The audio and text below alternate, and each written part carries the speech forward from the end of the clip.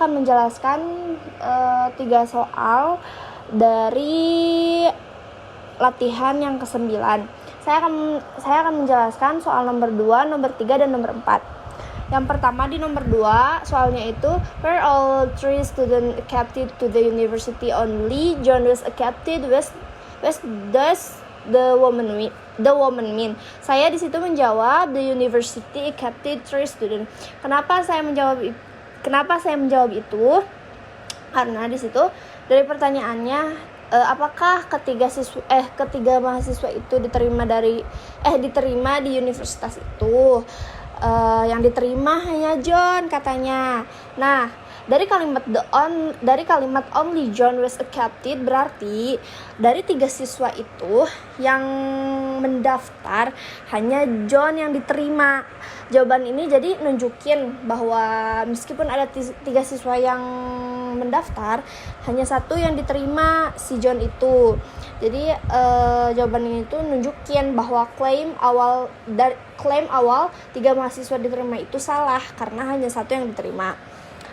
Yang kedua soalnya yaitu did Mark Duell and Professor Frank's class Mark barely passed the history exam the Professor Frank game.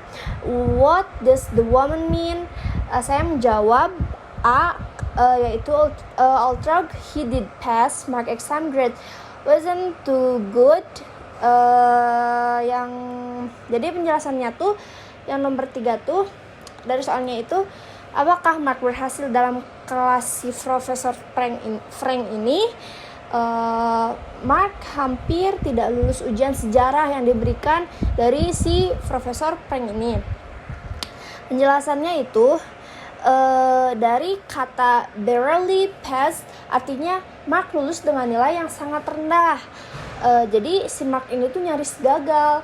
Jadi ini tuh mengindikasikan bahwa meskipun Mark lulus, nilai yang diperolehnya tidak terlalu bagus. Karena itu menyatakan bahwa si Mark meskipun lulus nih, tapi nilainya si Mark ini gak memuaskan.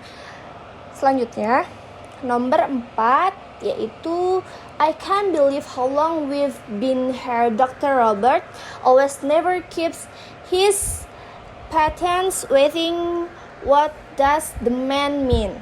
Di situ tuh ngejelasin jadi seseorang itu, saya tidak percaya nih seberapa lama kita menunggu di sini, karena si Dr. Robert ini biasanya itu gak pernah ngebuat pasiennya itu menunggu. Jadi si Dr. Robert ini orangnya itu tepat waktu.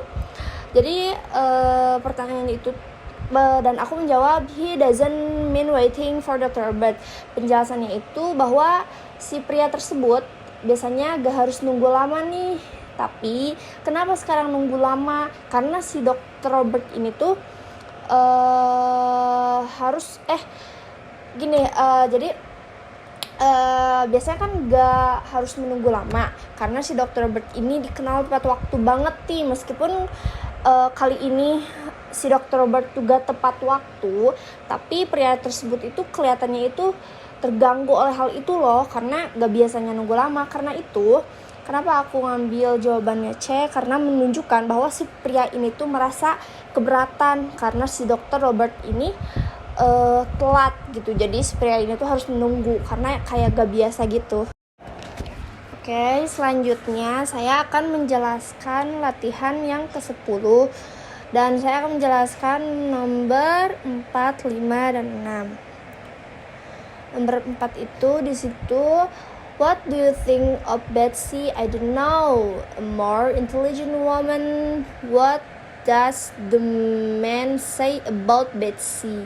Jadi di situ saya jawabannya she's extremely intelligent. Jadi katanya gini, apa pendapat saya tentang si Betsy ini? Dan ternyata saya tuh gak tahu nih bahwa ada wanita yang lebih cerdas. Di situ kan saya jawabnya she's extremely intelligent. Di atas pernyataannya itu I don't know, more intelligent woman, menunjukkan bahwa si pria tersebut tuh menganggap Betsy itu yang benar-benar cerdas banget, bahkan yang paling cerdas yang dia kenal. Jadi di situ tuh jawaban yang aku kasih tuh menegaskan bahwa si Betsy ini tuh dianggap yang benar-benar pinter. Jadi she's extremely intelligent. Terus selanjutnya nomor 5 itu, did the patient really need surgery? It couldn't have been more unnecessary. What does the man mean? Dan aku jawabnya yang A, the patient absolutely didn't need. Di situ tuh, apakah pasien ini tuh benar-benar ngebutuhin operasi gak sih katanya? Padahal operasi itu kayak yang gak dibutuhin banget katanya ya. Tapi di situ tuh di kata couldn't have been more unnecessary, berarti operasi tersebut tuh emang benar-benar gak diperluin karena pasien itu tidak butuh operasi sama sekali.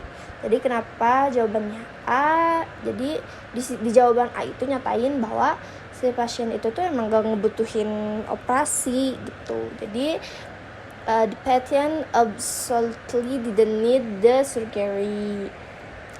Terus yang nomor 6, did any of you get hurt in the accident? We couldn't been luckier. What does the woman imply? Di situ aku jawab no one was hurt. Kenapa jawabnya no one was hurt?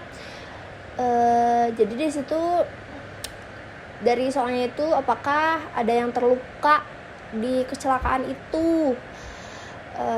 Terus mereka jawab kan, kami tidak mungkin lebih beruntung katanya.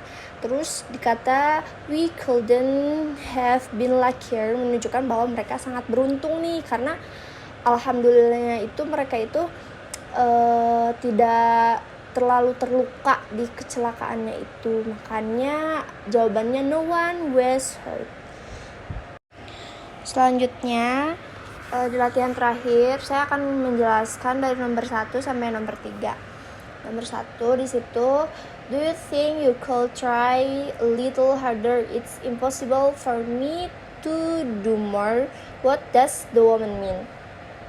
Jadi di situ tuh menjelaskan katanya, apakah menurut kamu bisa berusaha lebih keras? Tapi mustahil katanya bagiku untuk melakukan lebih. Ya, jawabannya C, it is impossible for her to do anything. Pernyataannya kan, it's impossible for me to do more. Jadi menunjukkan bahwa si wanita itu tuh udah ngasih usaha yang maksimal dan tidak bisa berbuat lebih lagi. Jadi jawabannya itu benar karena menunjukkan bahwa menurut wanita itu mah gak bisa melakukan lebih dari yang udah dia lakuin. Jadi udah aja mentok di situ, dia tuh gak mau berusaha lagi. Terus nomor kedua, what are you so upset about? Not once on this trip has the bus left on time. What does the woman mean? Di situ ngejelasin mengapa kamu kesel banget. Katanya jawabannya itu B, the bus has always been late.